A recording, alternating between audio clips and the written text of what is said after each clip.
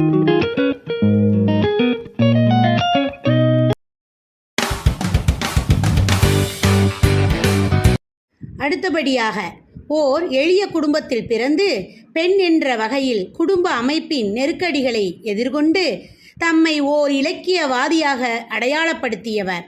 தமிழில் எழுதிய பெண்களில் முதலில் களத்திற்கு சென்று மக்களிடம் செய்திகளை திரட்டி கதைகள் எழுதியவர். புதினங்கள், சிறுகதைகள், கட்டுரைகள், குறுநாவல், குழந்தை இலக்கியம், வரலாற்று நூல் என எழுத்துலகின் எல்லா தளங்களிலும் தடம் பதித்தவர்.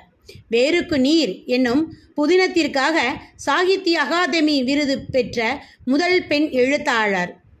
இத்தகைய பெருமை மிக்க எழுத்தாளர் ராஜம் கிருஷ்ணனை நம் கண்களுக்கு காட்சிப்படுத்த வருகிறார் 9ஆம் வகுப்பு மாணவி வளர்மதி.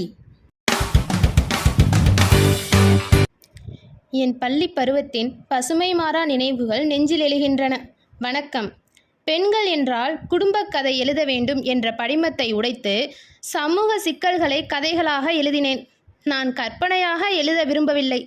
சமூகத்தில் இடர்பட்ட மக்களை பற்றி எழுதும் முன்பு அந்த மக்கள் வாழும் பகுதிக்குள் சென்று களப்பணியாற்றி கதைகளாக உருவாக்கினேன். எப்போதும் ஓர் ஒளிப்பதிவு கருவியுடனேயே இருப்பேன்.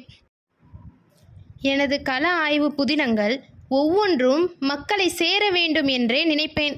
நான் எழுதிய பாஞ்சாலி சபதம் பாடிய பாரதி என்னும் பாரதியின் வரலாற்று புதினம் அனைவராலும் பாராட்ட பெற்ற ஒன்றாகும்.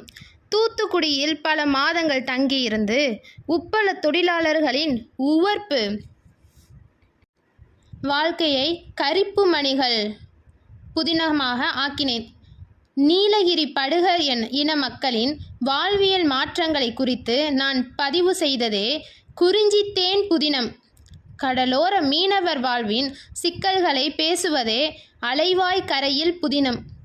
அமைப்புசாரா வேளாண் தொழிலாளர்களின் உழைப்பு சுரண்டுவதை சுட்டிக்காட்டியவையே சேற்றில் மனிதர்கள், வேருக்கு நீர் ஆகிய புதினங்கள். உங்களை போன்ற குழந்தைகளை தீப்பெட்டி தொழிலில் முடக்கி தீக்குச்சிகளை அந்த பெட்டியில் அடைப்பதைப் போன்று குழந்தைகளின் உடலையும் மனத்தையும் நொறுக்கும் அவல உலகை கூட்டு குஞ்சுகள் புதினமாக அளித்தேன்.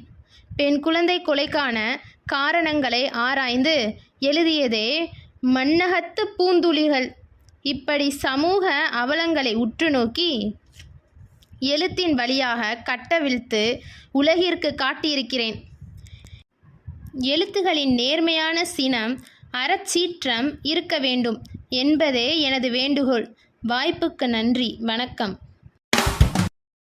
கற்பனை கதைகளை எழுதுவதற்கு பதிலாக களத்திற்கு சென்று உண்மையான நிகழ்வுகளை நூல்களாக தந்த ராஜம் கிருஷ்ணனை போன்று வேடமிட்டு வந்த மாணவி வளர்மதிக்கு நன்றியை கூறுகின்றோம்.